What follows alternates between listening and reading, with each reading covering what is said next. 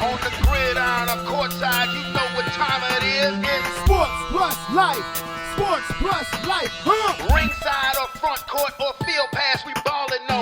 Knuckle up or buckle up. I tell it like it is when I'm on my show. Home run, slam dunk, knockout, or got to go. Sports plus life. Yeah. Sports plus life. Ah. Yo. What's up? What's really good? It's your boy Brandon Brevon Towns, host of that show called Sports Plus Life. You feel me? And man, do we have a show for you today. So guess what? Turn it off, turn it all the way off now. Yeah, how's everybody doing? Alrighty then. Please allow me to reintroduce myself. My name is Brandon Brevon Towns, host of that show called Sports Plus Life, that there sports podcast where we talk about all of the necessary topics in sports and all of the necessary topics in life. And like I said, we have a show for you today, but I would like to wish everybody a safe and happy holiday. Them boys is out there, so if you plan on putting a few to your lips, knocking a few back, just make sure you either call you a Uber or Lyft, a good old taxi, or have somebody that was riding shotgun with you as the designated driver, because it ain't worth the bullshit that these boys is out here waiting to get you on. I'm just telling you some real stuff right there. But I hope everybody has a safe holiday, and what I hate about the summer, hot, violent storms. Had one while I was at work, but you know what? Hopefully that is over with. And it is Monday, July 3rd, 2023. So before I get started with the show, I have some definite shout-outs that I have to give. I do. I have some definite shout-outs that I have to give. First, shout-out to my boy Aaron. I DJ'd his baby shower in May, and him and his wonderful fiance just had their first child, and the baby girl, beautiful baby girl, he sent a picture on the text link that I have all the people in my prediction league, showing us the picture of his baby girl, and we welcomed her into the world. And I told him he better have that 45 ready, because you are girl dad now, bro. That comes with the turf. But honestly, all jokes aside, I love you, bro, Aaron. That is my guy. He's such a wonderful person. I only like to surround myself with positive people, and he is one of the best and the brightest. Congratulations to you and your boo and your beautiful fiance and your beautiful baby girl. Big ups to my man, A Boogie. And the next shout out that I must give is to my little cousin Keith. Tomorrow is his birthday. He was born on the 4th of July. Never forget his first birthday party, and I bring this up to him every birthday. I'm like, I taught you how to walk, dog. Your first steps came because of me, bruh. I taught you how to walk, dog. But it is his birthday, and again, you gonna knock something back, stay in that house, bruh. Stay in that house. But that's my guy, man. Keith, love him dearly, and he is very responsible for this show. When I was right before I did the very first episode, Thanksgiving 2018, he came to the crib and showed me exactly what to put it on once I finish the recording.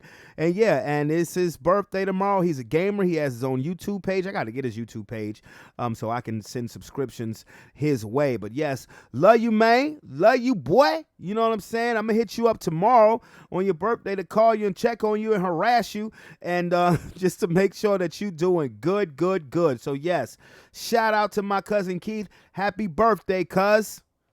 And finally, I have to shout out St. Paul's Baptist Church, because yesterday was first Sunday for the month of July, and being a part of the adult choir, which I am, we had a celebrity singer, Brent Jones, gospel singer Brent Jones, was in the building. He blessed us with his voice. He blessed us with his energy. It was absolutely awesome. The service was amazing, and usually we do two. I wasn't able to do two because I didn't have anybody to watch the kids for the second go-round, as we normally start on Creighton Road campus, and then we go over to Southside to sing at the Southside campus. But still, the one service that I was able to and blessed to attend and serve was off the hook. I mean, this guy, Brent Jones, he brings so much energy and he brings so much swag. He brought so much fun up to the stage while singing. I really had a good time. Shout out to St. Paul's Baptist Church, best church in the world. And shout out to Mr. Brent Jones, gospel singer. Got a chance to meet you yesterday. Cool dude, cool brother. And I just wanted to give particularly the shout outs to the church, to the church, because I'm just forewarning you, if this is your first time listening to my podcast, I am going to use some language. I'm just being real. I'm going to use some language, but yesterday's church service was so awesome. I had to put it on the podcast. I had to shout it out on Sports Plus Life. And now that I got all of that out the way, like I said, we got us a show for you today. Now, again, it is the 3rd of July, and yes, I, like mostly everybody else in this country, is looking forward to the day off tomorrow. National Federal Holiday, the 4th of July. Independence Day. I mean, I guess, and there may be some people who have listened to me before that may be saying, oh, Lord, here he goes again. But not exactly the way you may think. I mean, I'm not going on the whole, oh, fuck this country, blah, blah, blah. No, I'm not going to do that. I mean, even though I may have somebody on the phone who might be like that. I don't know. My thing is the truth. And as a black person, really, July 4th, 1776, not all of my people was free. I wouldn't even say not even the majority of my people was free. And I'm just calling it is what it is. I'm calling a spade a spade. People constantly get so uncomfortable and get so offended when you tell them the absolute truth. June 19th, 1865 is when truly my people had independence. Truly.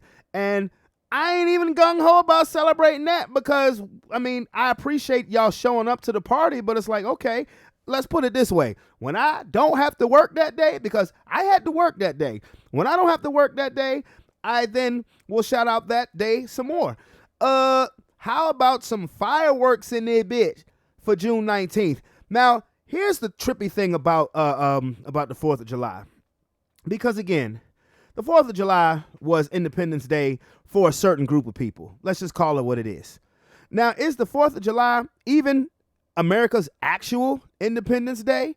Because I have come into some information where, and I'm not saying it's like I personally researched this, but I listen, I have to feed my brain. As goofy as I act, I have to feed my brain. And there's a strong possibility that that America's actual Independence Day is on May the 20th, not the 4th of July.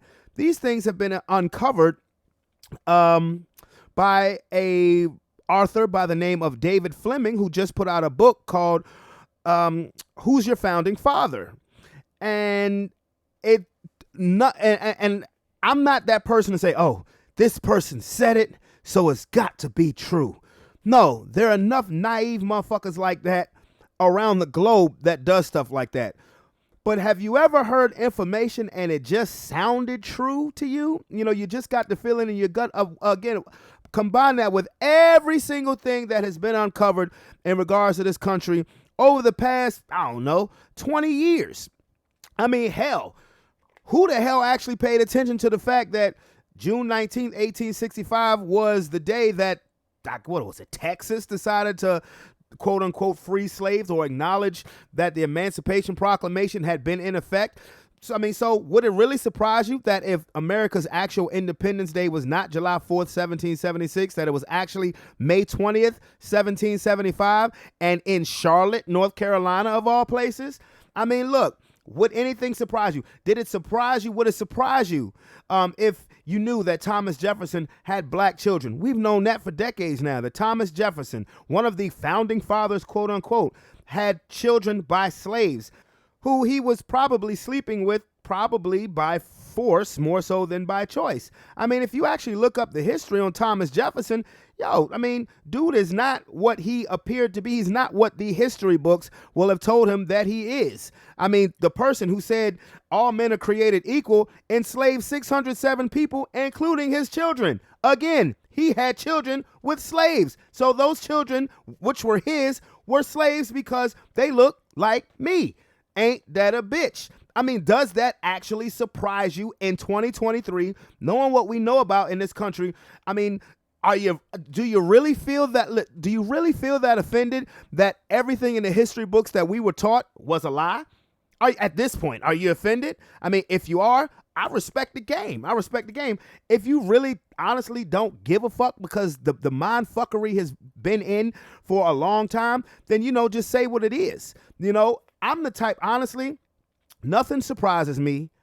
I don't care because what are you going to do about it? Bye, bitch. I mean, it could be flat out in front of everybody's face in the United States of America that America's actual Independence Day is May 20th. And what are you going to do about it?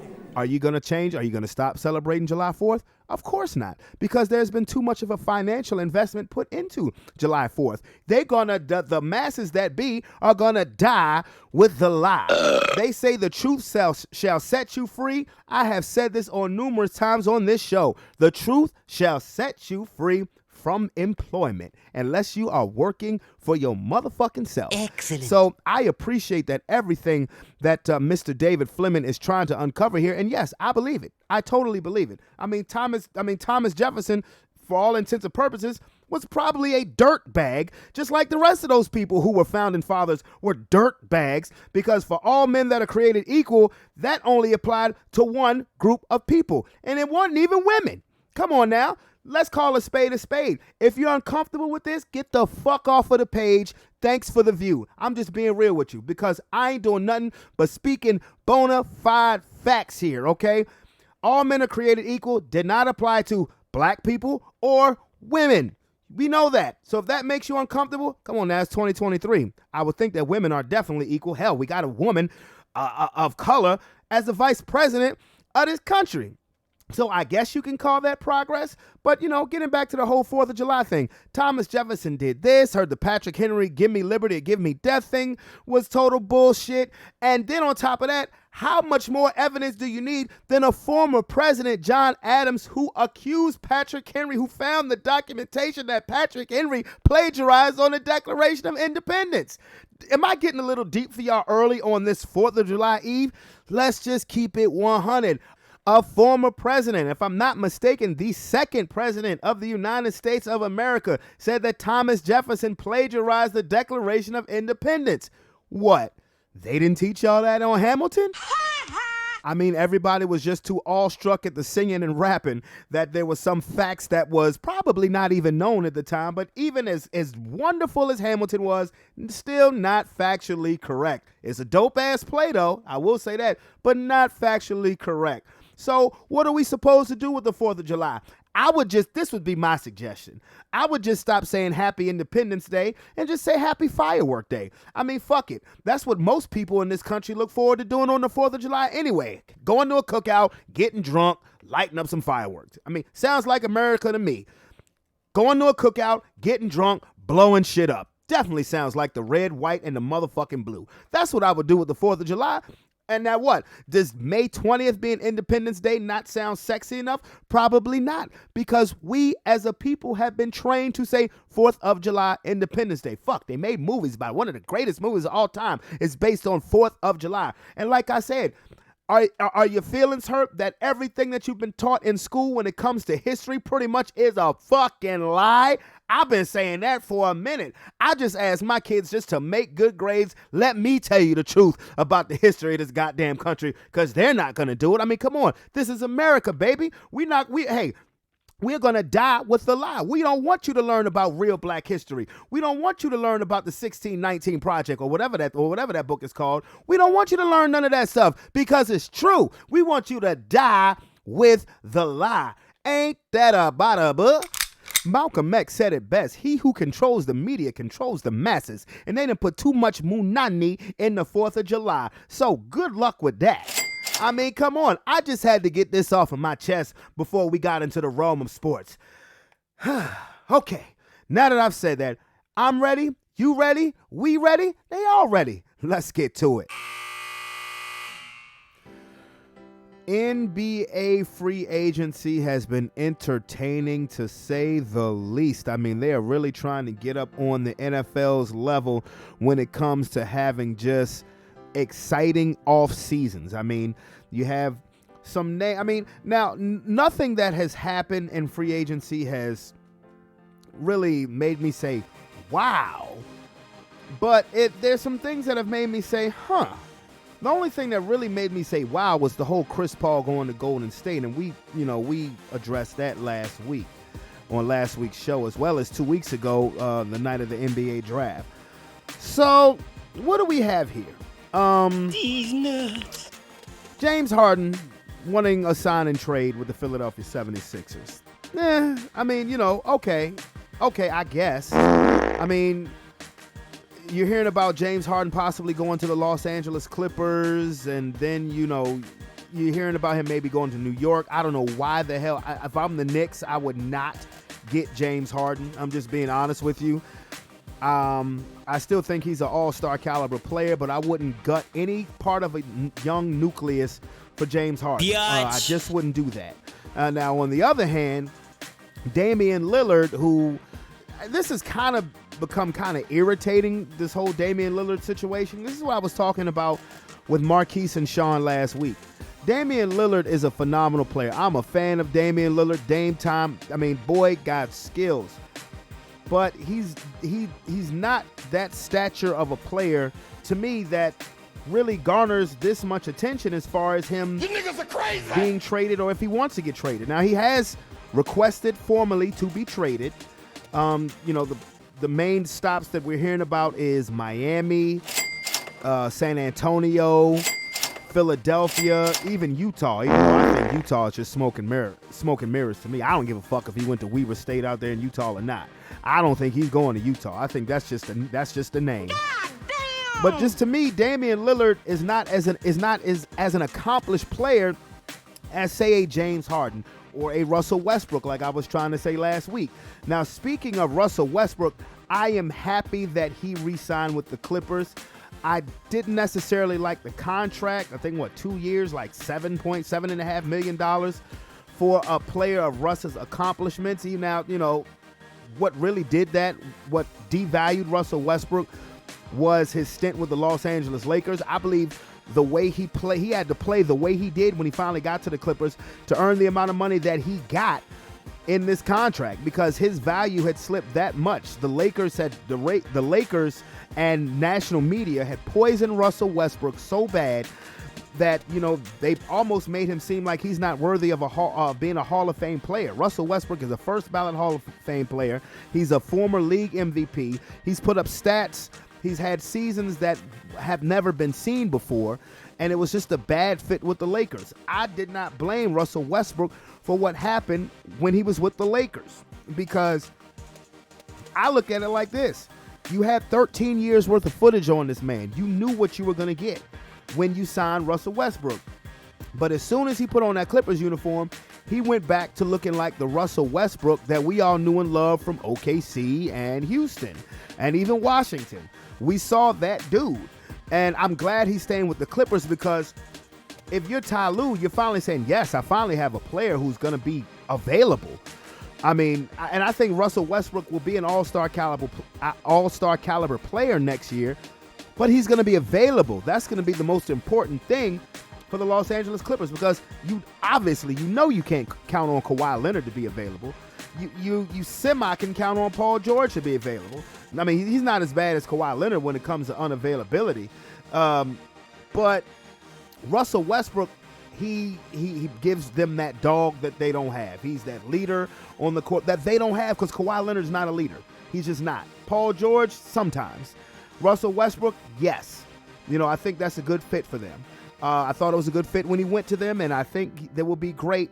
I think that's great for him, that he's staying in L.A. And it's clear that he wants to finish his career in Los Angeles. His family is out there. He's from Los Angeles. So, like I said, I don't necessarily like the contract, but he was devalued so much because of his time with the Lakers. But that's another free agent. Mark. We talked about the trade for Bradley Beal and Chris Paul and Kristaps Porzingis. We talked about all of that last week. I don't know what's going to happen again with Damian Lillard. Maybe we'll talk about that a little later. Now, some other news. Uncle Drew got the bag. Kyrie Irving got the bag. 3-year, $126 to remain with the Dallas Mavericks, and on top of that, no state income taxes. Kyrie is proven to all of the haters that he is still worth a lucrative 9-figure contract. Kyrie gonna be making about $40 million, about $42 million a year to be with the Dallas Mavericks. Now, the only thing I just ask of Kyrie Irving is just please be available and earn your money. I mean, because the way you played when you got to Dallas is what got you that money. I don't know if you necessarily wanted to remain in Dallas. Remember when he was showing up to all of these Laker games, they were saying, hey, Kyrie trying to get to the Lakers. Then you hear that, it was actually Kyrie maybe trying to recruit LeBron to come to Dallas. That's not going to happen. Kyrie's staying put as a Maverick. It wasn't his fault that the Mavericks fell from the 4th seed to the 11th seed. It wasn't. People try to put that shit on Kyrie. No, it wasn't his fault. You traded all the way your best defensive players to get Kyrie Irving, and Luka Doncic don't play no damn defense. And that just is what it is. So shout out to Kyrie Irving, and I think Jason Kidd can get the best out of Kyrie Irving. Contract that I didn't really kind of understand, which to me is another reason why Damian Lillard may have asked to be traded. Jeremy Grant signing a 5-year, $160 million contract to remain in Portland. Jeremy Grant? I mean, I know he's a good player. He averaged 20 last year, but averaging 20 gets you $160 million? Okie dokie. I mean, I'm not hating. I'm not hating at all. Same thing with Tyrese Halliburton, who signed that max contract with the Indiana Pacers. Good for you, bro. He was an all-star this year. Halliburton can play. I'm glad he definitely got his bizag. Chris Middleton, champion Milwaukee Bucks. He's returning to the Milwaukee Bucks. I never thought Middleton was going to go anywhere. You know, I think Milwaukee has those players who, they're very good players, but they're very humble players. They don't listen to all of the rah-rah of, you need to be in a big market. You need to get the hell out of Milwaukee. You need to get the hell out of New Orleans. You need to get the hell out of Portland. Stephen A. Smith, even though I love you, this is what you do. They don't listen to that stuff down there in Milwaukee. They have already climbed the mountaintop with this core of Giannis, Middleton, and Holiday. I'd like to see you add another piece. Now, imagine if Damian Lillard ended up in Milwaukee. Think about that one for a second. But yeah, I didn't think Middleton was going anywhere. Brook Lopez, he stayed with Milwaukee as well. And, you know, he got a nice contract as well, a couple-year contract. I think 2 years. I want to say he's going to be making about over $20 million a year. And yes, Tyrese Halliburton, he like I said, he signed a max contract up to $260 million. God damn, get that money, young bro. Get paid, young bro, get paid. Desmond Bane became the first Memphis Grizzly player to ever get an over $200 million contract. Remember, Ja Morant's contract could have been worth up to, but he's already blown some of that money messing with guns or toy guns, whatever the fuck. But Desmond Bane, who's been a contributor since he's been drafted, signed a 5-year, $207 million contract. Good for Desmond Bane. Good for Morocco Mole. Good for you. As far as the Miami Heat are concerned, they lost their undrafted backcourt as Gabe Vincent and Max Strus have signed to other teams. Max Strus signed with the Cleveland Cavaliers, and Gabe Vincent went to my Los Angeles Lakers. I'll get into my Lakers in a bit. So free agency has definitely been going around, and it's definitely been working. Dylan Brooks, who I called the fall guy, even though he deserved every single bit of what he got last year at the end of last season, because he kept running his mouth too much. But Dylan Brooks, you know, he's a good 3-and-D guy. I mean, he averaged 14, 15 points this season, so that's not chopped liver. He just averaged about 18 the season before. But he signs a 4-year, $80 million contract to the Houston Rockets. I'm interested to see what Ime Udoka is going to do with that team, as they also sign veteran point guard Fred VanVleet. I was looking for Fred VanVleet to be a Laker, god damn it, but it is what it is. And Draymond Green returning to Golden State. They're keeping the band together, as well they should. 4 years, $100 million, 25 mil a year, pretty much guaranteeing that he's going to remain in Golden State for the end of his career, for the rest of his career. Hey, if you learned anything from watching The Last Dance, don't break up the band too soon, because you know what? Everybody, when Golden State, now this is how dominant Golden State has been over nearly the last decade. Every year they don't win the championship, everybody is wishing and praying that their day is over with. It would not surprise me at all next year to see Golden State in the finals, even though I want to see what kind of size they're going to get, and I want to see how this Chris Paul thing is going to work out. Minnesota Timberwolves have handed Ant Edwards the bag. He's agreed to the 5-year rookie max deal that could be worth as much as $260 million. Where they getting all their money from, dawg? Where they getting all their money from, bruh? I'm just saying, I don't know. But congratulations to Ant Edwards, who is truly the best player on that team. Eric Gordon, former longtime Houston Rocket, was with the Clippers last year, has agreed to join the Phoenix Suns. You can tell what Phoenix is going to be next year. Offense, offense, offense, and more offense. Oklahoma City is acquiring Patty Mills from the Brooklyn Nets, another shooter. OKC is going to be something next year. I promise you. I promise you that. Jordan Clarkson, I'm surprised, is returning to the Utah Jazz. 3 years, $55 million. Get your money, bruh. Domantas Sabonis has agreed to a renegotiation and extension for a total of $217 million over the next 5 years. Now, Dante DiVincenzo has agreed to a 4-year deal, $50 million for the New York Knicks. And now let me get to my Los Angeles Lakers. The Lakers have had a good, productive free agency thus far. No signings that they've done have wowed me or awed me. After we lost to the Denver Nuggets, I said that I hope that they bring the same team back, because for that group of players to only play 21 games together, for them to make the Western Conference Finals, I'd like to see just what they could do for a whole season. So they signed back all the players that they needed to sign. Austin Reeves is an emerging star. He got his contract. I don't want to say lowball, but when I first heard the offer of just about $54 million for 4 years, I was like, I think that's a trash-ass offer, but whatever, it worked. We signed Rui to a similar deal, Rui Hachimura, similar deal, and we brought back D'Angelo Russell in a team-friendly deal as well. And that was the main question. What you going to do with D'Lo? What you going to do with D'Lo? Is Russell coming back? Well, I mean, if we didn't get Fred VanVleet, I figured then we might as well keep him. I mean, he did flow well when in the offense. He didn't show up really in the Western Conference Finals. That was a disappointment, but I don't think that's an indictment to get rid of him. The Lakers have kept the most important players from all of the wheeling and dealing that Rob Pelinka did during this past trade deadline. They kept Russell. They kept Hachimura. So those were the new guys. Now, there's a possibility we could bring Vanderbilt back. We're not going to re-sign Malik Beasley. So what? I didn't care. I mean, like I said, none of the moves that the Lakers did really moved the needle for me. They didn't really make me say, wow. I more or less just wanted to see them keep the team that they had together, because I feel like, again, we were a 7th seed. We made the Western Conference Finals. With the lineup that I absolutely loved on the floor was D'Lo and Reeves at the guards, Braun, AD, and Hachimura. To me, that should be the starting lineup next season. That should be the starting lineup. D'Lo at the point, Reeves at the 2 guard, Braun at the 3, Rui at the 4, AD at the 5. To me, that's their best lineup. If that's not going to be their starting lineup, then damn it, that needs to be their closing lineup. Because them signing Cam Reddish and doing all of that stuff, that doesn't mean nothing to me. It honestly, them signing Cam Reddish and whoever else they signed, big man, what the fuck was his name?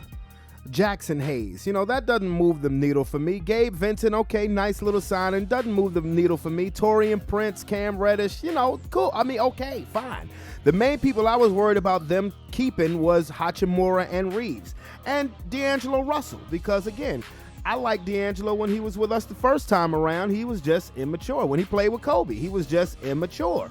Did some immature shit. We all know, whatever. So, I mean, as far as the Lakers go, I mean, Keith hit me up and was like, where's Rob Pelinka getting all his money? And I said, I think he robbed the 7-Eleven. But if you look at these contracts, they're mid-level contracts. I mean, nobody caught a 9-figure deal. Schroeder is gone now. We didn't re-sign Dennis Schroeder, unfortunately. I would have liked to seen them keep him as well. But, I guess when you get Gabe Vincent, you can let Schroeder walk. But it's a bunch of mid-level contracts. If you ask me, the contracts for Taurean Prince, Cam Reddish, and Jackson Hayes, to me, they're trade bait. I mean, if things aren't going the way that they're supposed to be going while the season is going along, to me, they are just trade bait. I'm going to be honest with you. It would not surprise me in that. And I guess to a lesser degree, I can see D'Angelo Russell being trade bait as well, but I don't think so. I mean, it's just a 2-year deal. I don't see him being trade bait this year. Let's just put it that way. But yes, that's been NBA free agency has been something. I'm not even gonna lie to you. It's been a trip. It's been a trip. Now, what I want to get to next is the sweet science.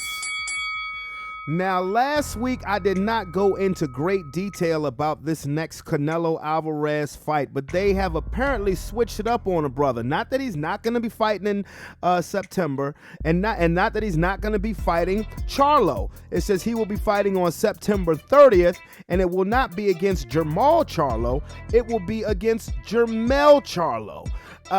It doesn't matter to me because it's still a great matchup. Now, Jermell Charlo is the undisputed junior middleweight champion of the world. He has all 4 belts. So you're going to have a fight between 2 people. Both of them are undisputed champions in their respective divisions. Canelo Alvarez is the undisputed super middleweight champ. Jermell Charlo is the undisputed junior middleweight champ, and that's going to be on September 30th.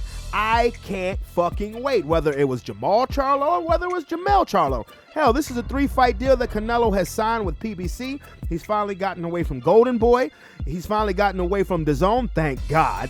And now he's going to be having his fights on Showtime pay-per-view. Hell, if he beats Jermell Charlo, why not having it to go at Jermall Charlo? But either way, I can't wait. Charlo, like I said, owns all 4 belts at 154 pounds. And this fight will be contested at 168. So Canelo is definitely going to have the size advantage because Charlo is going to have to come up 14 pounds to make weight. He's coming up 2 weight classes. Of course, after junior middleweight is middleweight. That's 160. And then super middleweight is 168.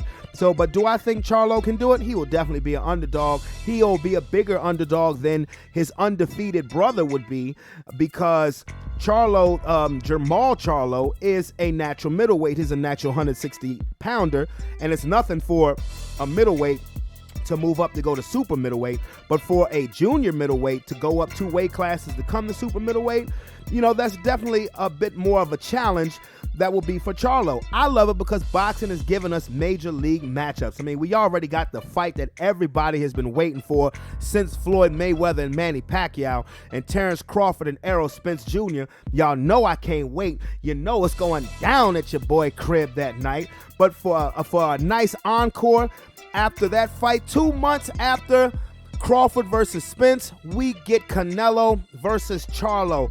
I fucking love it. I love it when boxing is in the forefront because boxing deserves to be in the forefront.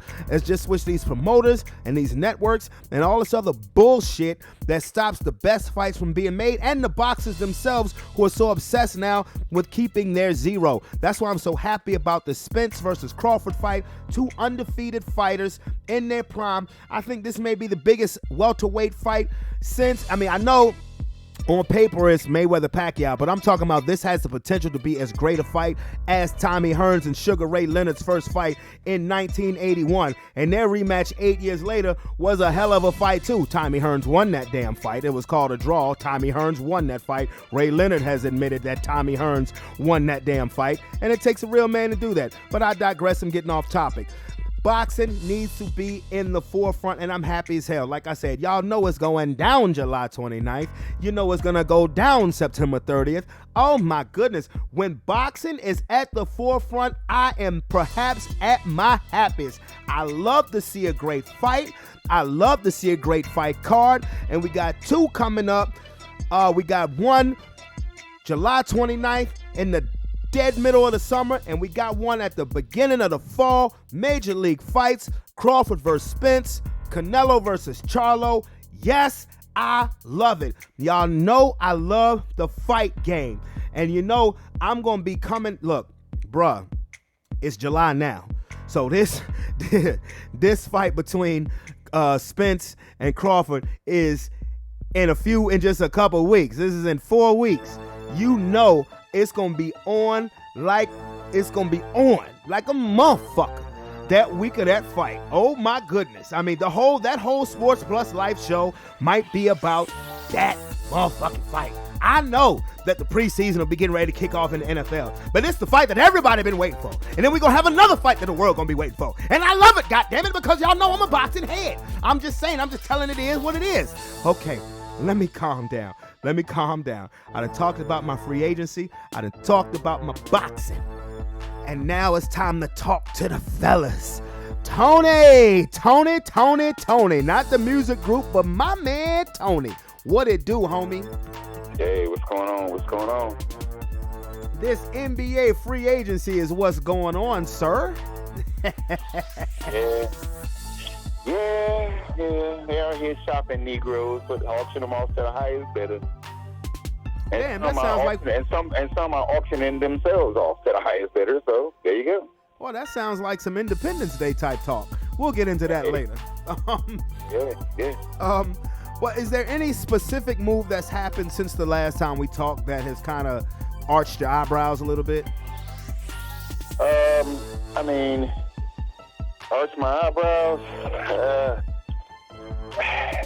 I don't know how to feel about I guess a couple small moves. And most of it with me is like retention moves. You know, why a team didn't keep a guy more so than why they did acquire. I don't understand, you know, in terms of Miami being so close, I don't think they need to make a dramatic move like that because their overall team chemistry and being able to have, you know, the bench dynamic. Yeah, you got Dame. If you do it, you got Dame. But they've lost a lot. And yeah, they lost Strus and Vincent. Right, and that was their starting backcourt. I don't know that puts them where they think it's going to put them. You can't get close to the NBA Finals other than winning it. So if you don't feel like you're going to win it with Dame, what are you doing? Right. So I do believe that. But most of these other moves, I think y'all made some good moves. And it is those moves you made are win now moves. If you don't win now, then it's like, you know, what did you do? But nothing that was like, no moves y'all made was strange. Let's put it that way. Well, yeah, I just addressed this right before we got on the phone. I said the moves that we made, none of them, you know, moved me. I said I think they did what they needed to do because after we lost to Denver, the first thing I said is I hope they keep this team together because the team only played 21 games together and made the Western Conference Finals. They made the three moves that I wanted them to make, they made. They kept Reeves, they kept Rui, and they kept D'Lo. Now, the only way I was ready to part with D'Lo is if we got somebody like Fred VanVleet. But other than that, we may bring back Vanderbilt, but those moves, Taurean Prince, Jackson Hayes, Cam Reddish, they do nothing for me. They're all supplementary. It's a surprising one for me. If anything, I'm surprised with the fact that Fred VanVleet got. Yeah, right. I'm going to get into that in a second. But to me, all of those other contracts that I named, they're trade bait contracts to me.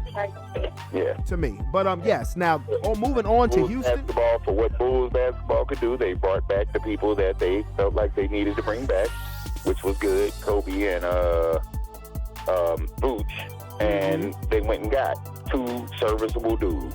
You know what I mean? For the money they got, they didn't overpay for the dudes, and they addressed needs. So that's all you can do. Absolutely. Now Houston, I'm interested to see what Ime is going to do with that team because they threw Fred VanVleet a lot of money. They threw Dylan Brooks a contract that I think is right for him. 4 years, $80 million. He was clearly the scapegoat of the Memphis Grizzlies team, even though I thought he deserved all the attention that he got because he ran his mouth so much.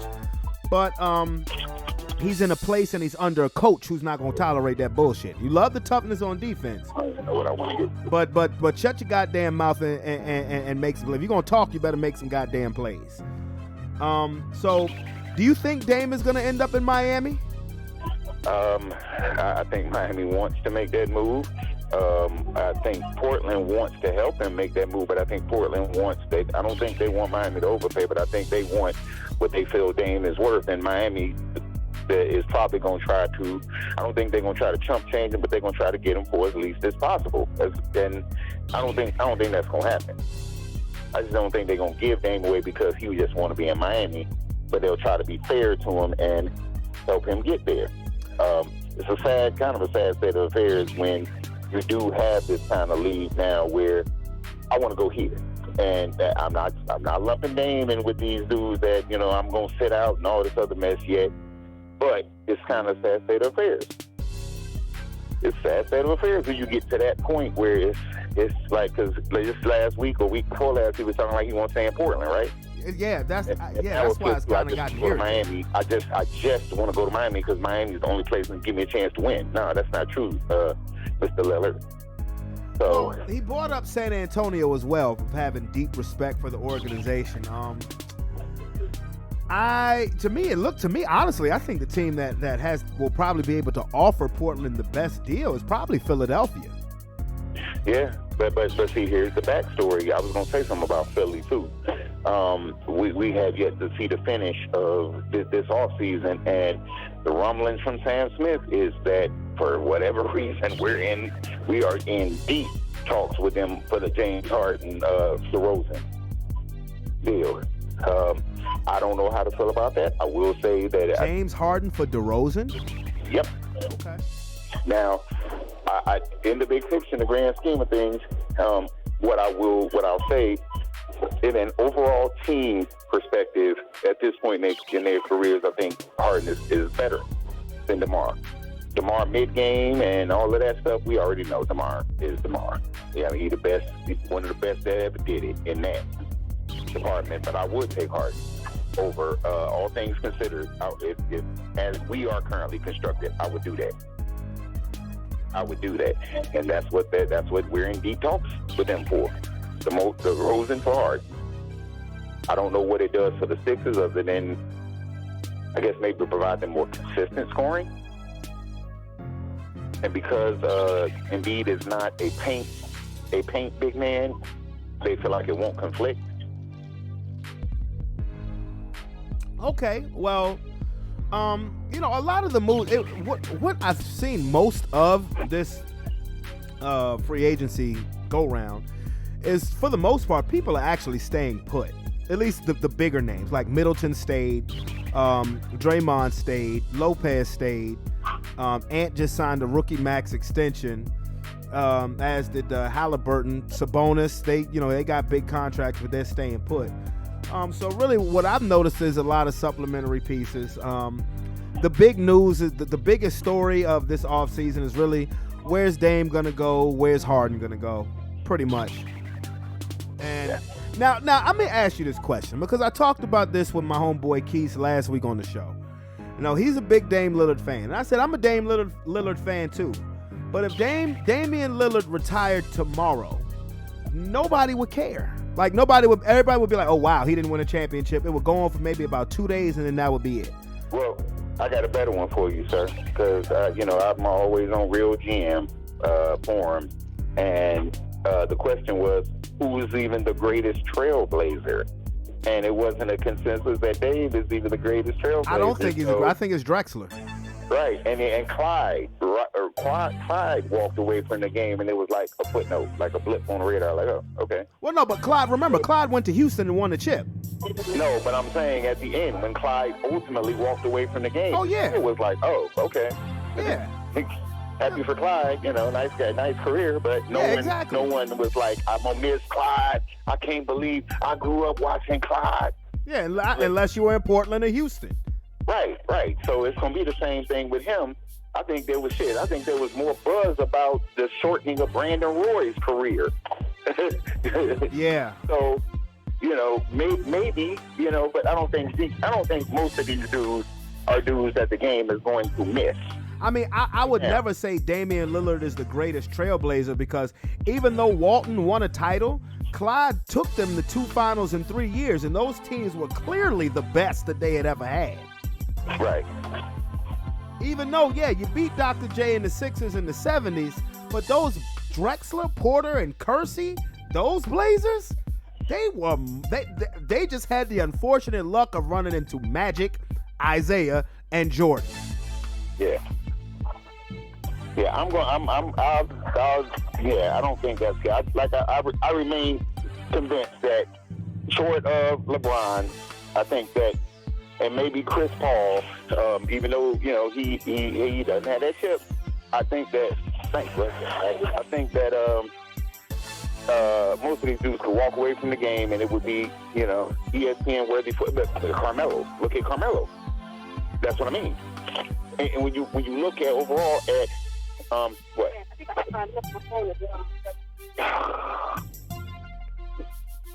When you look at Carmelo's career, it stacks up statistically with a lot of most of the Hall of Famers at his position, and so he walked away from the game, and it's like, okay. and plus, Carmelo didn't play this past season, so you were already out of sight and out of mind, kind of. But see, the compare and contrast that I did last week, because I said Damian Lillard is not on that tier of player where, you're gonna have to hear about it if they retire without winning a championship, like a James Harden or Russell Westbrook. And he said, Damian Lillard is a better player than Russell Westbrook. I said, are you serious? I said, maybe in compare and contrast to Russ's time with the Lakers. I said, but before Westbrook became a Laker, and you were naming the top 75 team and the top 75 players in NBA history, Russell Westbrook was a no-brainer. Russell, all you got to do when people say, dumb shit like that, to say, see Oscar Robertson, see Jason Kidd. It's only one other dude that you could put in that talk with them two dudes for what they're known for, and that is Russell Westbrook. What is Dame Lillard known for? Right. And I'm not gonna. And we love Keith. And we love Keith, but I said this to him on the show. I said, you'd have lost your goddamn mind if you think Damian Lillard is a better player than Russell Westbrook. I don't give a fuck how bad Russell Westbrook was, with the Lakers. Dude's a former MVP.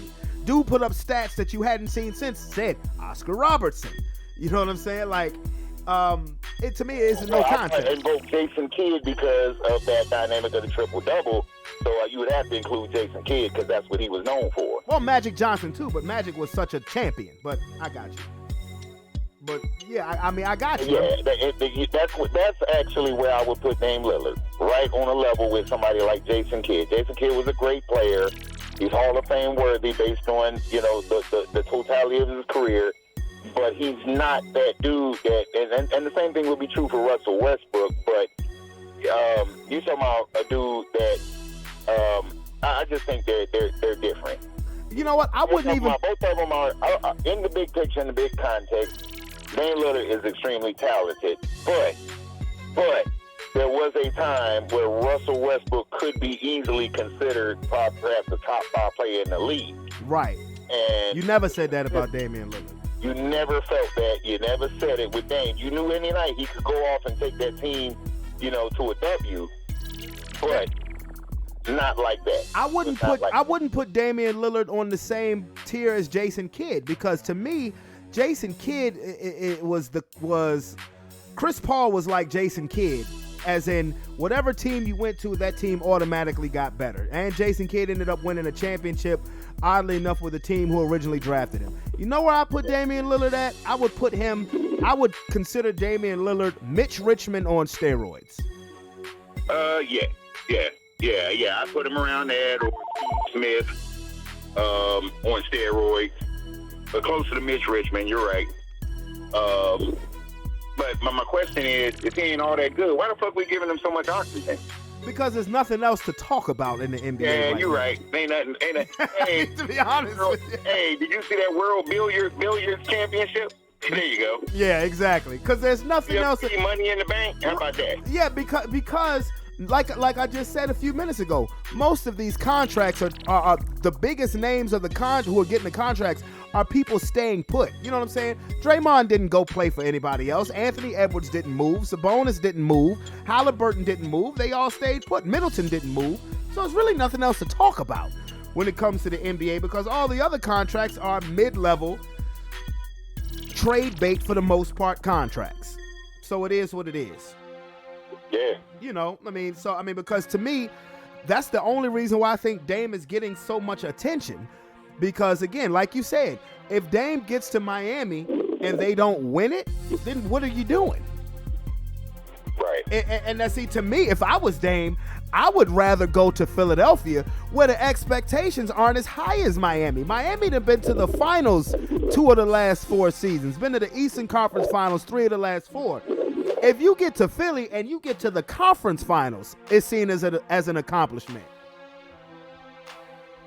But you know what's funny about all the moves that when you're looking Miami and Philly, you're and even if you include us, let's say we are included somehow for Harden, basically all these teams are just looking for a better fit because you're still going to have the same dynamic. Even if Dame were to go to say someplace like Philly, Harden goes elsewhere. Now Dame is basically Harden taking a place of Harden to see if he's a better fit for Philly, more consistent fit.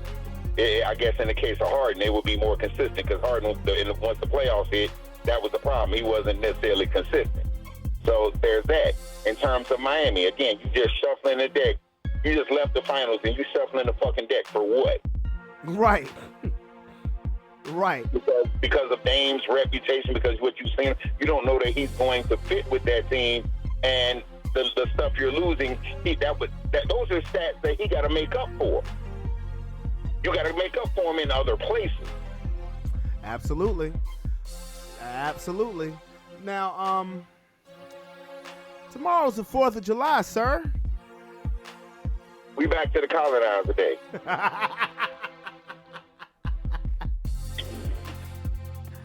I told you before we got on the line about this. The 4th of Eli. That's where we at. 4th of Eli. Let's go. I told you about the book that's written by a guy named David Fleming called "Who's Your Forefather?" You know, with information that he's found in regards to the actual date of the actual American Independence Day as not being on the 4th of July, is actually being on May 20th. And of course, the notion of, Thomas Jefferson plagiarizing the Constitution, the Declaration of Independence. None of this stuff really means anything to me. To me, it's just more interesting and funny to talk about. Because, the 4th of July, whether it was 1775 or 1776, our people weren't free. Well, even in terms of Thomas Jefferson plagiarizing, I mean, pretty much everything about the United States of his America. United States of what? Whether it's the national anthem, the Star Spangled Banner, all those, you can literally listen to the British version of them. They're literally British versions of these same songs. Oh yeah. All they did was change around the words, but they kept the same song. Yeah, the melody is the same. Right, the melody is the same. So, everybody got to remember these are British people. They all them are British. So they're not like your garden variety white guy there. Can I have a spot of tea? These motherfuckers just straight out of Benny Hill's show. So that's why all the counties and all these streets are named after someplace in Great Britain. And that's why even English is, it's all the Queen's English. Even though they had broken away, it's all. This country is so fake. Everything about this country is fake. The history, the lure behind it, even the sense of patriotism. You know what I'm saying? Y'all just bunch of motherfucking thieves that got away with it, and you celebrating your thievery every year. That's crazy because that's damn. Never quite thought about it like that, but when you think about it as a whole, and I said this at the beginning of the show, if you get butthurt by hearing this, I don't know what to tell you because it's the truth. But there's some America's gonna die with the lie. For the butthurt patriots, think about what Russia's doing to Ukraine and what they're trying to do, and what Russia actually did before. they're trying to basically conquer Ukraine. And after, if they were to do that and they made those people salute the Russian flag and sing the Russian song because Ukraine is no more, what is the fucking difference in the history of America? Because they don't consider the indigenous people a civilized people, so it's swept under the rug. And, you know, nobody was actually living there. Right. Right. And they changed massacres, open massacres, to steal from somebody into this self-defense theory. We were defending ourselves. Custer's last stand was self-defense. Because the savages came to try to kill the soldiers. What? Why were the soldiers even fucking there? Right, the quote-unquote savages were here first. But you have to whitewash in order to make them savages and, you know, just destroy their culture. You have to destroy their culture to make them not look like an organized people with their own language, with their own system of government, owns everything, in order to make what you did to them look civilized. We did it it was in their best interest. You understand? It was in our best interest that the transatlantic slave trade happened. Motherfucker, y'all came to learn from us. Your ancestors came to learn, came across the Atlantic to learn. Came across the desert to Africa to learn how to fucking count. That's the real. That's the real. So, you know, they can say what they want. You know, their sense of power, you know, it like I said, you know, this is why in the big picture they want to remove books and all this other stuff, because without this they can spin whatever story they fucking want to spin. Yep. What did Malcolm X say? What did Malcolm X say? He who controls the media, what? Exactly. So it is what it is. Exactly. You know, but so as long as there are people that know the history and fight for it, you know, you can't get rid of it. They know his story. They can see through the lies, and I don't give a fuck what DeSantis and any of these other monkeys talking calcium camels fucking say. I mean, it's crazy, you know. I mean, and what I was saying before we got on the line, even if the actual date of independence is May 20th, what are you gonna do about it? What? Exactly, because it's so, I mean... There's too much money tied in. It's been money tied in the 4th of July for 200 years. You think it's going to change? Even if that is the truth, because if there's one thing that this country has shown us, it will die with the lie. I got an interesting question for you, right? Because there's many theories to this and as to how this came about. So America, right? These colonizers, and it's our great country. It's America, but the country is named after Amerigo Vespucci, who was not amongst one of you. So how did y'all learn the name of the damn country? Who told you that? Because I'm sure the indigenous people didn't say, "Welcome to America." Well, how the fuck did they come to the conclusion that the name of the country is America? That's a good question. I'm dead serious. You know, you know, that's one of the mythical questions. Like, who is God's parents? So maybe it is one of those things where Amerigo Vespucci and they put this on a map somewhere and gave it to them colonizers before they got on the Nina Pinta and the Santa Maria and said, we're going to America, but they knew people were actually fucking here anyway. But we just gonna go there and claim it as our own. So I'll be over later to claim my house, right, Brandon? Ain't that right? Me too. I'm gonna claim my 40 acres and a mule. It's true. So these savages, if oh man, indigenous melanated people that were here and the African people were such savages, how the fuck were you able to trick them into trading with you to even get a foothold in the first place? Hey man, look, you know, it shouldn't even be, the 4th of July shouldn't even be Independence Day. It should just be Happy Fireworks Day. I mean, because who in 2023, unless you served in this country, and a lot of people don't even celebrate it then, All you look forward to in the 4th of July is you get a day off from work and go to a cookout, get fucked up, and blow some shit up. Do you think majority of people actually join the military because they patriotic and No. It's a transaction. No, absolutely not. It's a transaction. I'll do this. I will fight for I will sign up. I don't know if they go in thinking I'm going to fight for your country. I will serve. I will go in and serve in the military for my education. And you are a veteran, sir. Or for to be able to buy a house, or because yes, and many other options financially. For your own personal advancement.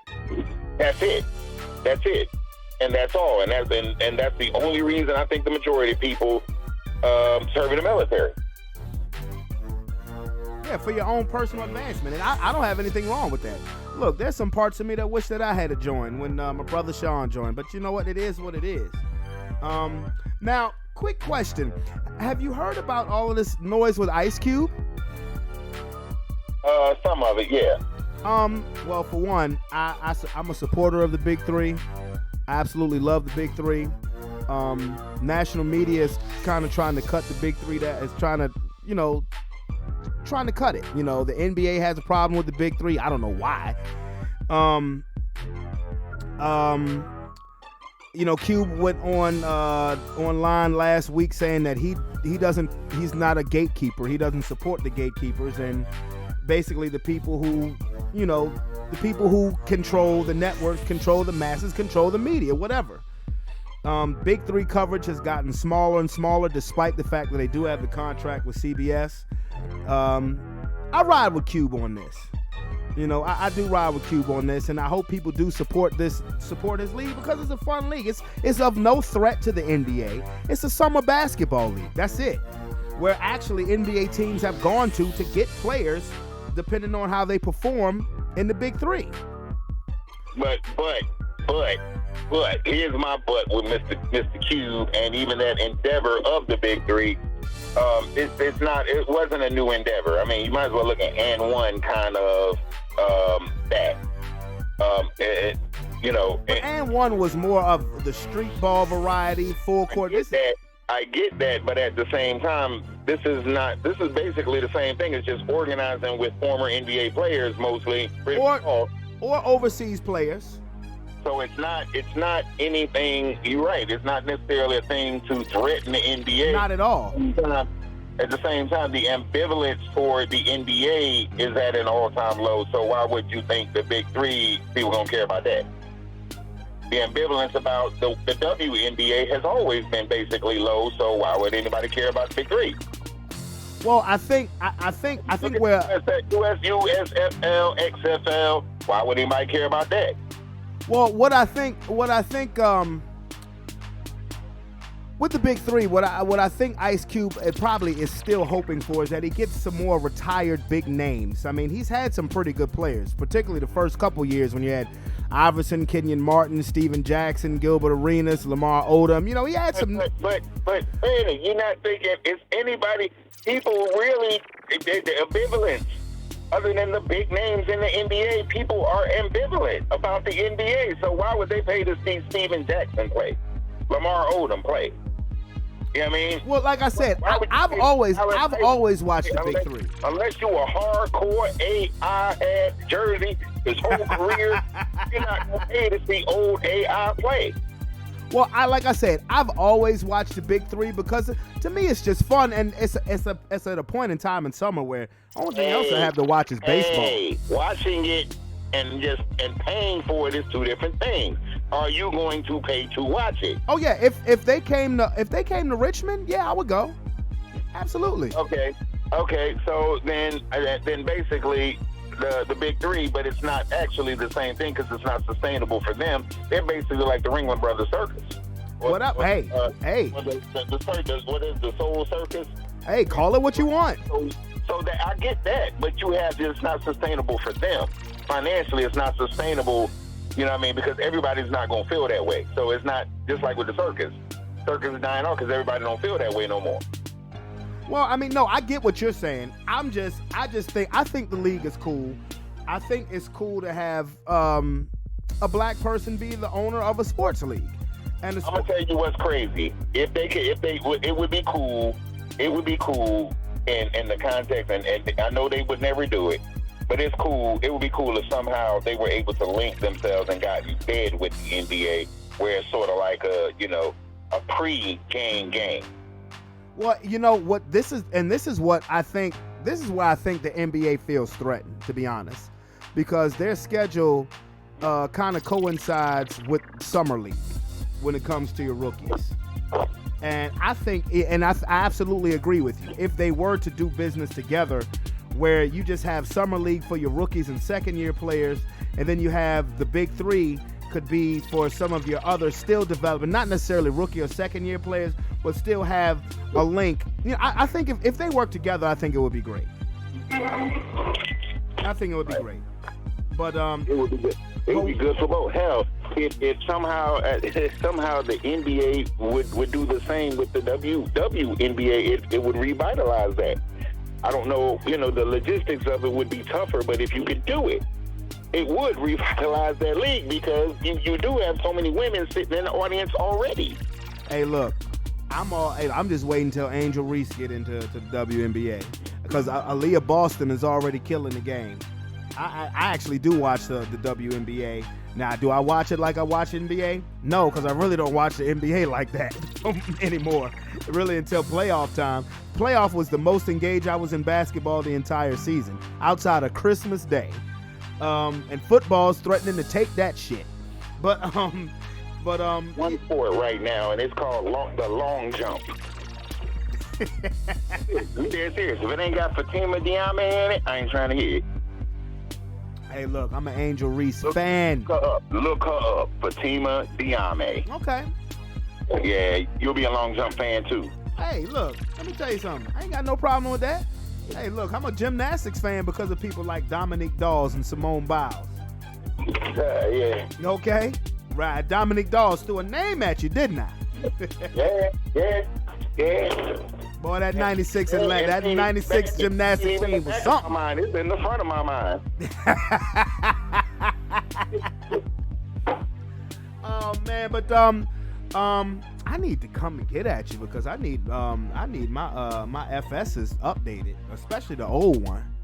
I do, but I need to come get at you regardless, man. Hey, listen, I know you ain't into boxing like that, but you definitely got to check out this Crawford versus Spence fight. No, I don't. Yes, you do. I don't. Yes, you do. No, well, I'm gonna check it out for you. If I'm more interested in the WWE pay-per-view than I am in boxing, that tells you a lot. I'd rather watch fake people do fake stuff. Yeah, but you should watch this fight. I ain't talking about. I don't have no interest in boxing. I don't even look up the highlights of who won in boxing no more. Well, I'm demanding you to do it, goddammit! I just don't. It's like for me, it'd be like you saying, man, you gotta watch that golf match, boy. Boy, I tell you, boy, that Chuck Daly, boy, I tell you, he's still on fire, even as old as he is. I would never. I would never. Like watching frozen molasses run down a wall. The only thing that interests me about golf is the fact that the PGA finally caved in and merged with LIV, because you knew it was gonna happen. That's the only thing that interests me about boxing. It exists. That's it. Oh, cut it out. I don't like the biggest fight since Mayweather and Pacquiao. Believe it or not, I would sooner watch the highlights, just the highlights of UFC. Of a UFC fight. Oh yeah, that's because I don't really watch. I only watch UFC if it's the big names, but that's about it. Yes, that's not my thing. I went from a long time ago, and it's funny because I get reminded of a time gone by with me with boxing, with these commercials recently with Sugar Ray Leonard on it shaving and shit. I mean, of a time gone by where I actually cared about boxing. And well, we still got room for you to come back, brother. That ended. I'm gonna say that. Believe it or not, my boxing ended with Tyson. I know it did. It did. I know it did. Well, look, we still got room, I'll brother. watch every boxing match from that era mostly, and after that was it. We still got room for you, brother. We still got room. My ass was playing it on the sofa on Saturday. Anybody? Well, you may not know this because you're not older, but every Saturday afternoon, Wild World of Sports. They go Howard Cosell. Wild World of Sports. Start with them flyweight dudes and work their way up. Wild World of Sports, the 84 boxing Olympic team. I get it. Yep. I get it. But there's still room for you, brother. There's still room. But I'm going to get on out of here, man. I'm going to get on. I'm I'm going to get on out of here, bro. This billiard championship, because that's more exciting than boxing. You going to watch the hot dog eating contest tomorrow? Exactly, with Joey Chestnut. Exactly. All right, man. Take your time, bro. All right, man. All right. That's all right. We still got room for him in the boxing train, okay? And, of course, you know we're going to have room for Brother Sean. What it do? What's good, my nigga? Hey, man, you a veteran, man. It's 4th of July. What that mean? Or, What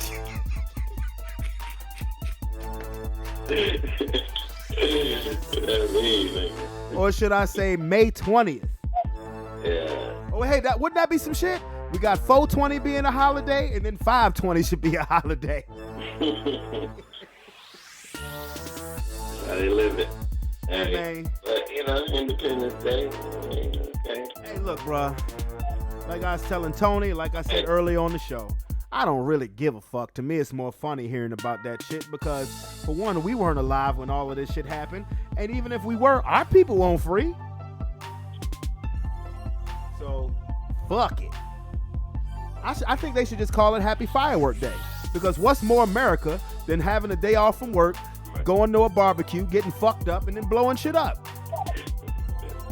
America. This is America.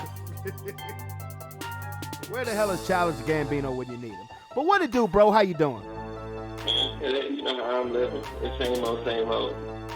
Chilling. Just chilling, man. What about this NBA free agency, sir? Made you say, And you know me, I'm a football guy, but I kind of paid attention to it because, you know, I like everything that, I like to see Kobe's legacy go on because that was my boy. So, you know, the Lakers made some moves that, I mean, keeping some of the core that they wanted to together and getting a lot of other people that kind of fit the bill. I'm glad that they didn't do this big three type shit and try to get somebody else, but they kept a good core together. I'm kind of excited for that. Who else did pretty good? I was looking at that shit. I seen Van Fleet went to the Rockets with who else went? Dylan Brooks. Dylan Brooks, man. Yeah, I wanted Van Ain't Fleet. that man that money? I wanted Van Fleet, though. I did. Yeah. Van Fleet would have been good. Yeah, definitely would have been good over there. But, you know, you got D-Lo back over there, man. Oh, bro, I'm not. You listen. None of the Lakers moves put me at all, but to me they did what they needed to do because after we lost to the Nuggets, I said I would like to see him run it back with this team because, mind you, this team only played 21 games together after Pelinka did all of the wheeling and dealing during the last trade deadline. So for a team to play 21 games together and reach the Western Conference Finals, I'd like to see that again. So they brought back the three players that I felt that they needed to bring back, which was Austin Reeves. They gave him an extension. Rui Hachimura, that was a must, and D'Lo. If we couldn't get Van Fleet, we keep D'Lo. That's cool. All the other contracts, Torian Prince, Cam Reddish, you know, all of them shit to me, they're trade bait contracts. I don't care personally. Bringing Gabe Vincent, bringing him from Miami, that's cool. You know, good backup point guard. You know, but to me, all of them other contracts was trade bait. Now, there was some motherfuckers out here who was getting the bag, like Anthony Edwards, who signed the contract. Yeah, Anthony Edwards just got a bag. I seen that. Yeah, his contract could be worth up to $260 million. Desmond Bain signed a $205 million. His contract is bigger than John Morant. You bet you he ain't gonna be playing with no guns on Instagram. They did that because they can see John Morant fucking up and going to have to go somewhere. Desmond Bain is a pretty good point guard to be there too. I mean, he's a steady player. Yeah, he's steady. Yeah, he's like a Derek Fisher. Well, no, because he's a shooting guard, but his since he came into the league in 2019, his average has gone up every year. Like he averaged 21 last year. He's always available, which is most important. He don't miss games. Mm-hmm. So I mean, I don't know if I'd have gave him $200 million, but this is the NBA. But going up, you see, it's like the NFL. People get paid. They shouldn't be getting paid for real. Oh, absolutely. I mean, when Jeremy Grant got 5 years for $160 for the Portland Trailblazers, okay, he averaged 20 points, but my man's has never even so much as made an all-star team. And where do you think Damian Lillard, now who has officially requested a trade, where do you think he's going to end up at? I think 2 spots. I want to say either Miami has the ammo for him or the 76ers. That's where I'm looking. That's what I'm thinking too. I heard San Antonio. I don't see that. And Utah to me was just funny. Well, he might end up in Utah because he went to Weber State. Give a fuck. He don't want to play in no fucking Utah. All that is stay in Portland. No, nobody want to do that. I mean, if Utah had a team, if this was Utah from 2 years ago and you had Donovan Mitchell and Rudy Gobert, okay, maybe then, yeah. But now, no. Nigga, no. For what? But I actually think the team that could offer him better is Philly. Yeah, because they got more stars. Yeah, the only problem is that you would have to probably include Maxey in on that trade. Oh, yeah. Oh, for sure. Maxey's gone. I don't know if that would be worth it. Maxey. But I don't think Philly want to get rid of Maxey. No, but they declined to give him an extension this offseason because he was eligible for one. All right, well. So you never know. But see, I was just saying this to Tony on the line. I said, if I'm Damian Lillard, what the hell do I want to – I mean, you may want to go to Miami the most, but at the same time, like what me, you, and Keith were talking about last week, I don't see Damian Lillard as that tier of player. Miami just left the finals. So if you get to Miami and you don't make it to at least the finals, what are you doing? Now, Philly, on the other hand, yeah, Embiid was an MVP, but Philly ain't been to the conference finals since 2001.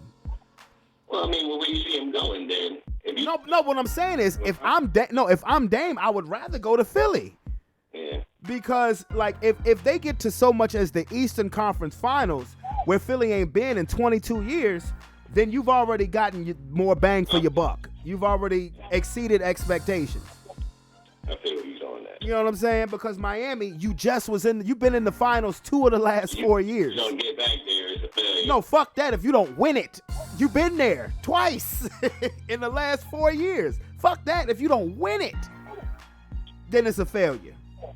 And if you're Miami, you've already lost your starting backcourt. Get rid of, though. I mean, because you get rid of a lot of that continuity as a motherfucker. It is, but think about it. Miami just lost their backcourt. Max Strus and Gabe Vincent. Gabe Vincent is with us. Max Strus went to Indiana.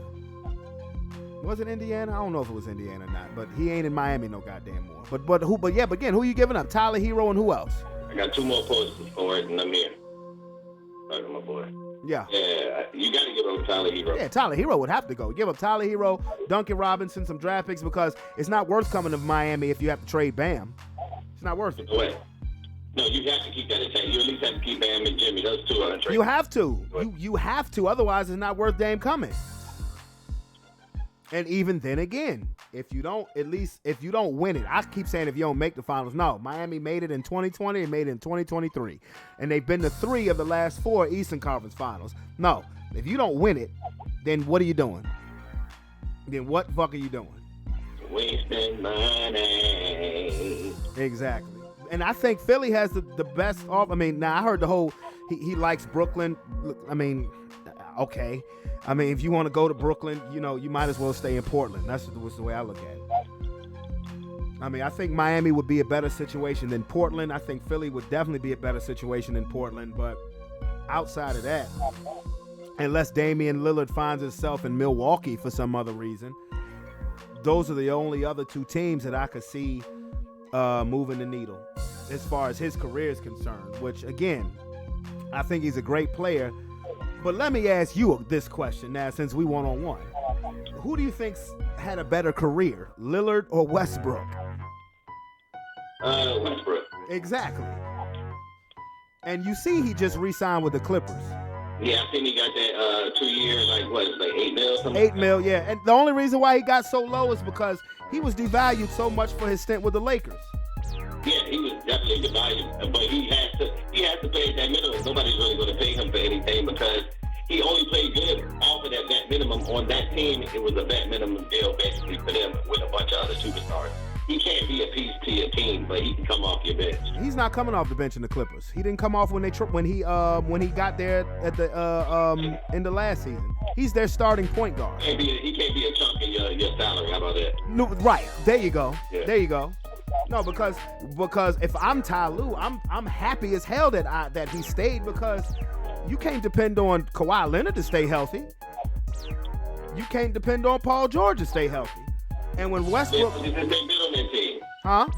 They worse than Anthony Davis combined, bro. Nigga, you ain't never lied. The best out of since they signed PG and Kawhi, the best year that they had was the first year. Well, okay. First year. No, I take that back, because when Kawhi got hurt 2 years ago, they went to the conference finals in 2021.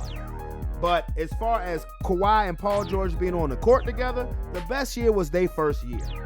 And hell, like I said, you can't depend on either one of them. And Westbrook turned back into Westbrook as soon as he put on a Clippers jersey. He don't have. It's crazy. He don't have that pressure in that LA that he does, and the LA that's right in the same building. But Well, hey, look. One LA team is the best franchise in NBA history. The other one is the fair-weather stepchild. So, I mean, hell, if I'm Russell Westbrook, I'd be like, damn, I should have came here first. Mhm. You know, so, I mean, but I'm happy for him because, again, I think he's going to ball out. I think he's going to ball out, and the best thing about it is that he'll be available. Westbrook don't miss no games. Westbrook does not miss any game. John Morant, as reckless as John Morant play, he need to look at Westbrook of how to play fearless but still stay healthy. Yeah, because John Morant just, like Westbrook will go up, but it won't be like. Reckless, where he leaves himself unguarded. Yeah, he just goes up on anybody at any angle, just like he can just jump over everybody. Right, exactly. Nigga, you ain't Vince Carter. Yeah, Vince Carter could do that. Young Blake Griffin could do that. You can't. You can jump. You a hell of a jumper. But you ain't jumping over Anthony Davis, nigga. What the hell was you thinking? what he think? Oh my goodness gracious. So, I know you are, of course, my brother, football guy. So, we're almost there, man. Yes, sir. It is July. In less than a month, we got preseason, bro. Yeah, I just want just get me the OTAs. I'm good when we get the OTAs because I get to hear about the team and the young people doing their thing and who's breaking out. It's like just give me that news. I need something, bro. I can't deal, bro.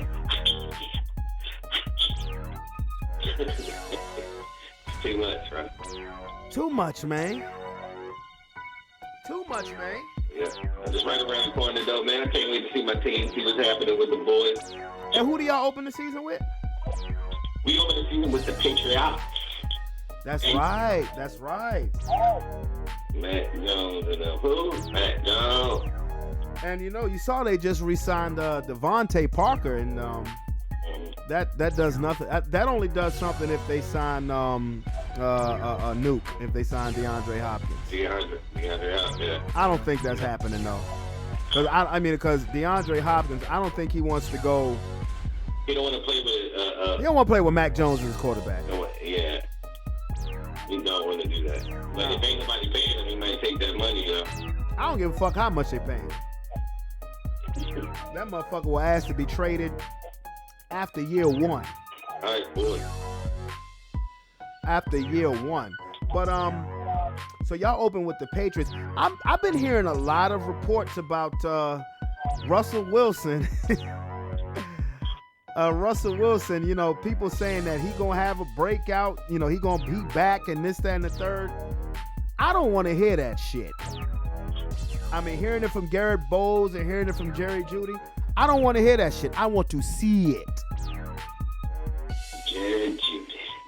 I want to see it. Now, we're going to be back at full strength, assuming, everybody stays healthy through OTAs and through preseason. Cortland Sutton, Jerry Jeudy, Tim Patrick, I want to see it. So who's your first round pick this year? Nigga, I don't know. Don't give me the line.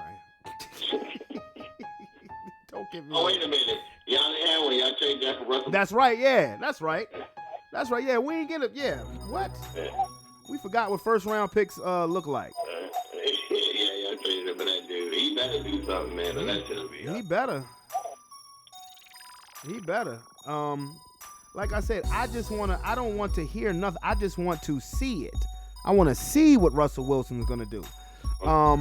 We open up the season home game against the Raiders. Matter of fact, we open the season home against the Raiders. We close the season against the Raiders at Vegas. So have you memorized your schedule yet? I haven't memorized it. I know. I want to say we play Patriots, and then our first home game is the Vikings. It is the Vikings. Yes, that's a Thursday night. Then after the Vikings, I want to. What the fuck is after that? I know it's not a difficult game because that joint don't really happen until like after week 10 when we play Kansas City and all them. And no, y'all got okay. I guess y'all have Monday Night Football at Tampa, Baker Mayfield. Yeah, Baker. Yeah, because we played them at the beginning. Baker and all them, the little trash quarterbacks at the beginning. Sam Howell and shit. Speaking of Baker Mayfield, Skip Bayless is rumors saying that Lil Wayne is gonna be the motherfucking maybe with him on Undisputed. Yeah, I still ain't watching that shit. We don't want to watch Lil Wayne be codeine the fuck out all day. Nobody would hear that. That shit would be a hot mess. I wouldn't even dare. So okay, and that's what I want to talk to you about. Have you heard about all the ESPN layoffs? Yeah, I've seen all the people getting laid off. Jalen, Matt Kellerman, all them cats, bro. Keyshawn Johnson, Yeah, Steve Young. that's wild. Oh, they got Steve too. They got Steve Young too. Yikes. They just, as a matter of fact, today they just cut Andre Ward. Yeah, it was a bunch. Let me see this because this was crazy. Like, now a lot of these people they gonna end up back on their feet. They cut everybody who ain't really on the streaming wave, bro. The young movement. Oh, Jeff Van Gundy. Yeah, man, it's a young movement. You see they bring in all them streamers and shit. They trying to get Shannon because he streamed. They brought in the Pat McAfee show. They bought the Pat McAfee show, and all he do is stream. He was new on ESPN. That's because everything is moving to streaming. It's because it's like people get their sports off of yours. People get their sports off of YouTube. People that they like. Nobody really wants to go to these corporations anymore and really watch. Oh man, appreciate that you put me in that category, man. Appreciate that. Well, they get their Eagles news off of you, nigga. You know, that's what this platform is for. You know, it ain't just for me. You know, this is us, bro. We brothers. Like I said this last week, it was one person I would want to share the spotlight with is you. But yes, Jeff Van Gundy, Jalen Rose, Max Kellerman, Todd McShay. I know you know that name. Yeah, Todd McShay, he gone. It's just crazy. Like, now the ones that surprised me, Max Kellerman didn't surprise me. You know what I'm saying? That didn't surprise me because when I found out that they was canceling Keyshawn, J. Will, and Max, I'm like, well, he probably gonna be on the chopping block. I didn't think Keyshawn surprised me. Jalen Rose definitely surprised me. Yeah, I didn't know they were gonna get out there. I mean, I don't know, because I really don't. Like I said, there's only certain ones I really like listening to, like Louis Riddick I like listening to. When it comes to ESPN, I actually like Mac.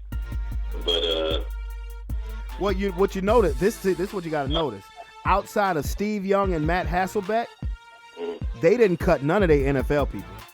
Marcus Spears, Ryan Clark, Dan Orlovsky, Louis Riddick. Still on the wave. They still fit that young wave. Yeah. Because that's the one that you listen to. That's the ones that got the most views. They didn't cut anybody who got eyes on them. Who's looking at Jeff Van Gundy right now? Nobody. Well, the basketball season just ended. but I'm saying nobody still, like, because when it comes to basketball, like, I don't even go there and hear any of them jumps. I don't even listen to Charles Barkley and them. You know? Oh no, let me tell you something. You need to listen to Charles Barkley. I ain't listening to no fucking Charles. Bro, I'm trying to tell this. All you do is it. I'm talking about just not just for comedic purposes, bruh. I know what you mean. Charles Barkley, let me tell you something, bruh. Charles Barkley and Shaq on Inside the NBA are like me and you in chorus class. I'm being dead ass serious. Oh, I know they crazy as hell, man. I'm serious. I watch them niggas, bruh, and I just sit there, bruh. It'd be so funny, like, that's why I say like me and you, because, all right, let me give an example. They were showing the highlights. Remember when Anthony Davis got hurt against Golden State? They said it was a concussion. and they said he had to be taken out on a wheelchair. Yeah. Well, Shaq thought that shit was fucking hilarious. But when they came, after they showed the highlights and they came back to showing them on camera, Shaq was drinking from a coffee mug, but you could see the coffee mug shaking, and his eyes was just kind of just squinting. And then you look across and you see Charles Barkley with his head in his hands laughing. And as soon as them niggas looked at each other, they couldn't hold it in, bro. That's when you know it's pure comedy, bro. Bro, I'm telling you, Shaq and Barkley, I'm going to send you some links on them shits just to give you an idea. Them niggas is like us. When, like, you know how we are. When we see something funny and we try to hold it in, I look at you, you look at me, and that just make the shit worse. Yeah. Hold on, stay right here, bro. Yeah, that's hilarious. Yeah, but I get what you're saying as far as the cuts. But a lot of these people like Jalen Rose, Keyshawn, they probably gonna end up landing with FS1. Mm-hmm. Or they may do what Marcellus Wiley has done and just start your own shit. Man, they better start streaming. Because that's what Marcellus Wiley did. Remember Speak For Yourself, the show with him and Acho? Mm-hmm. When he left FS1, that's all he did. He signed with a joint called Brinks TV. That's a streaming network, and his show is tight. Between that show and the joint with Cameron and Mace, it is what it is. Them be the really only shits I be watching. As far as like sports shows on YouTube, outside of Sports Plus Life, now sponsored. All right.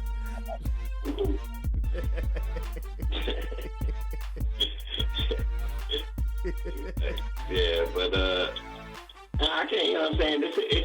It's amazing. I mean, we're just seeing the change in the genres of with age difference of who's looking at what, and they just kind of do the cut. They just part of life, bro. Well, this is why I think that even the notion of Lil Wayne being on a debate sports show is because you have these people who look at statistics, they look at the numbers, they see what these niggas is doing, streaming wise, YouTube wise, and you look at a show like It Is What It Is, a sports debate show with two rappers, Cameron and Mace, and they bringing in damn near 1 million views every show. And business is nothing but a copycat world. Business is a straight copycat world, and you figure, hey, if they can do it on a social media platform, what if we put Lil Wayne, he's one of Skip's best friends, he did the theme song for the show, why can't we put him on there? Let's just see what happens. I mean, initially, the initial viewage you're going to get, because, of course, everybody wants to see Lil Wayne. Hell, you want to say, hey, let me see what Lil Wayne's talking about. It's up to Lil Wayne and how they do the show, or if it's going to be a longevity type thing. And if he ain't up there, just doze the fuck off on lean. Yeah. Like, then it's just going to be a sideshow and nobody wants to see it. But if he actually up there and he's not all dope to fuck up and he can talk regular and talk about sports, then maybe, you know what I'm saying, if he talks good about it and it sounds like he knows what it is. Nobody wants to see him just up there like, yeah, Well, no, he talked with the deep voice. Now, I think that, LeBron needed. Maybe he should just retire. That because when he talked to me, that's old Lil Wayne. I'm new Lil Wayne. Hey, Chris Paul is my best friend. Yeah, I don't know what the fuck that is, bro. And then when he laughed, easy, baby. Yeah, baby. He want that contract. He just got that cash money. Bling, bling. No, let me stop. Yeah, they're blowing the hell out of them fireworks right now. Hey, bro, they was doing that shit last night around here. What's your plans for tomorrow? If it ain't raining, we supposed to go to the fucking field to go see some fireworks. I don't know. It depends on what the weather look like. Get these babies out to see some of them fireworks. I feel you, bro. My only plans is go swimming, eat something. You know what I'm saying? Go to the pool, eat something, and chill out. Because I still got to go to fucking work on Wednesday. You know they out there popping fireworks. What up, sis? Yeah. B said what up? Oh, she shut the door. Yeah, the crazy kids all around. But yeah. Were you able to see the new Indiana Jones movie? No, I have not watched it yet. You know what I'm saying? You know, I gotta wait till everything hit bootleg. Yeah, man, I ain't caught it. I tried to catch it. They won't pop it on shit on my junk. So I just said I'll just wait. Yeah, you know me. I gotta wait till it's HD bootleg though. Yeah. I just watched all the other ones this weekend. Which one you like? All of them, nigga.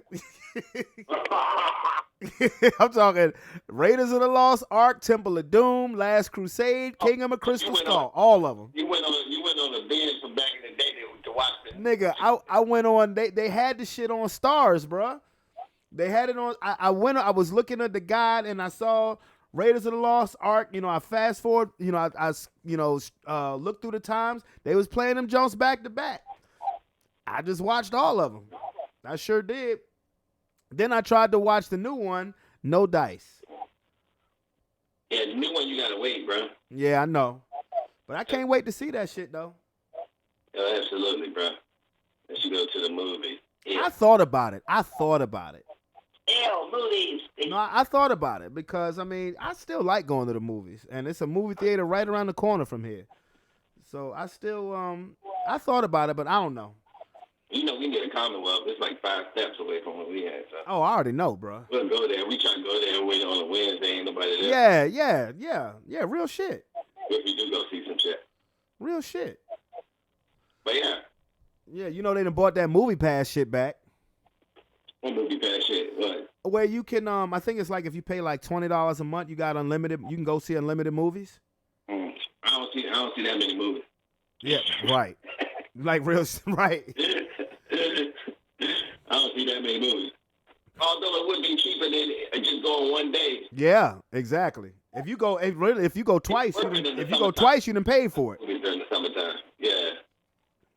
They drop a lot of movies in the summertime. It's good to have it during the summer, but you can't. I wonder if you could just have it during the summer and just shut it down after that. Hey man, you know what I was looking at? I was thinking about getting the Kings of Minion. I don't know if I'm gonna get it this summer, but you know Kings of Minion year round now. So I was thinking about doing the season pass shit. You know, because you know you can get that shit taken out monthly. You know, it's like $20 just for one. Ride still, don't you? Yes, I do ride. Hell yeah. Fuck that. You seen that motherfucker ride that was just cracked? Yes, I just saw that. I saw that shit yesterday. Oh, hey, John, I'll tell you a story because I ain't getting on no mother. Now, we'll tell you this, though. When I go to the state fair, no, I don't ride shit. I just go to the state fair to eat. The state fair? Yeah. You get on a jump that they tack the fuck up and then move it every other day. I ain't getting on no Nigga, I don't ride. I ain't got on a state fair ride in about 12 years. All they got is the little jump when you go into the little haunted house shit. Yeah. It's all broke the fuck up. Who gets on state fair ride? The children. The children? I ain't putting my kids on that. Well, look, I'm going to tell you. Roman got on damn near every fucking ride last year. At the state fair? Yeah. He riding, man. They want nothing but animals and he a rider, man. He do it because now he tall enough to get on them adult rides, and he do that shit.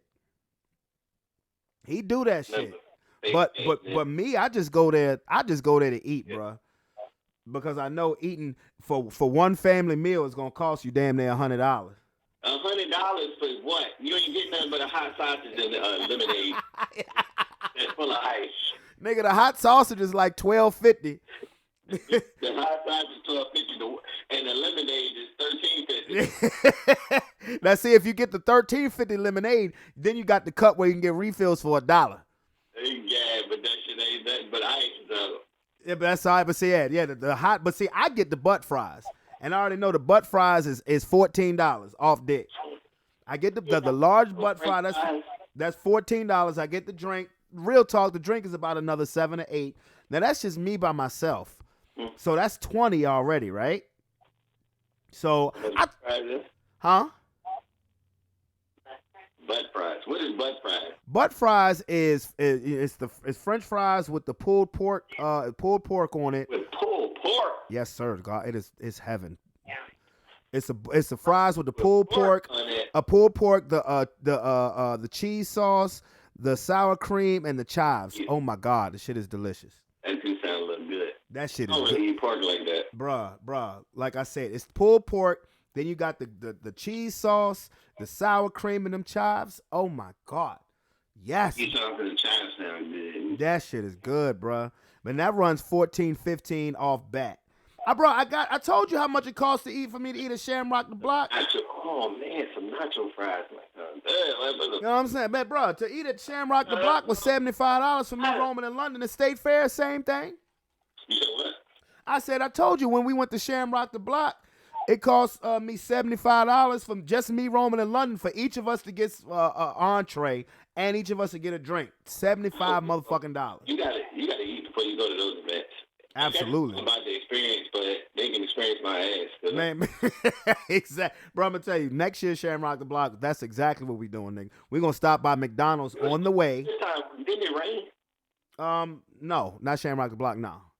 That's where I had met up with Leisha, and then I saw Tahir and Byron there, and we just all ended up kicking it. No, it didn't rain at Shamrock the Block, but no, next year we going to McDonald's before we go to that. But for the fair, I know what I'm getting into there. I know I need to bring 100 at least just for food. I know that because I'm just going there to eat.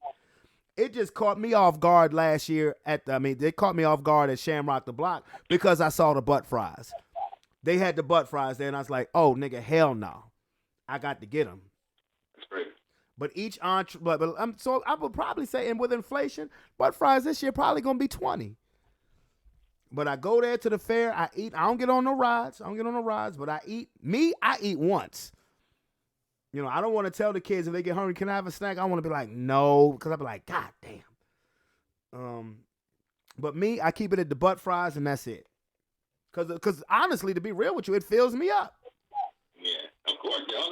All that potatoes and goddamn. And cheese. And pork, yeah, that shit fill me up. I get that. I don't eat nothing the rest of the time. I always say I'm probably going to get a piece of pizza before I leave. Never do. I'm going to get me a funnel cake before I leave. Never do. Because if I know I'm not hungry, why am I going to spend an extra $15 on some shit I'm really not hungry for? Yeah, that's wild. That sounds good. It's just all goody. Real shit. But all right, bro, got to call you and pick your brain, bruh. Hey, man, you know how we do, cuz. You know what I'm saying? On the other side. I already know my shawty, man. I met my nigga right here, cuz. Hey, cuz, all day, Charlie. You know how we do it straight here from the high, cuz. You know how we do all day, my cousin. And then we're going to come around this bitch. We're going to get down. You know what I'm talking about? Free Boosie, nigga. I mean that. All right, man. I'm going to hit you up tomorrow. All right, bro. All right, bro. Yeah. All right. Oh, my brother, man. Listen, like I said last week when we was on here, partnership or no partnership, bro, this show ain't going to change. We are who we are, and that's what makes this show what it is. You don't like it? I don't know what to tell you, bro. But with that being said, where the buzzer. Now, I'm not going to end the show with the whole, fuck the 4th of July. But no. I just brought that up just because it was interesting, really more so funny to me. To be honest, I just want to tell everybody, have a happy and safe holiday. And again, if you are going to go somewhere, now mind you, tomorrow's Tuesday, okay? The 4th of July falls on a Tuesday this year, which means most of y'all gonna have to carry y'all asses back to work the next day, which also means if you can't get to where you're going in a sober state of mind, have a designated driver, call an Uber, or just stay where the hell you at. Don't get these boys who looking for their quota a reason to do what they want to do to you, okay? Just relax, just chill. Man, I ain't worried about all of that stuff. If it's 4th of July, is it 4th of July or is it May 20th, bro? I don't care. They can move it from the 4th of July to May 20th. I still have a reason to celebrate the 4th of July. It's my cousin's birthday. Again, shout out to you, little cuz. Keith, happy birthday. But definitely hit that subscription button, hit that like button while you at it too, and become part of the Sports Plus Life family. It's your boy Brandon Brevon Towns. I'm out this bitch. Peace, and I love you.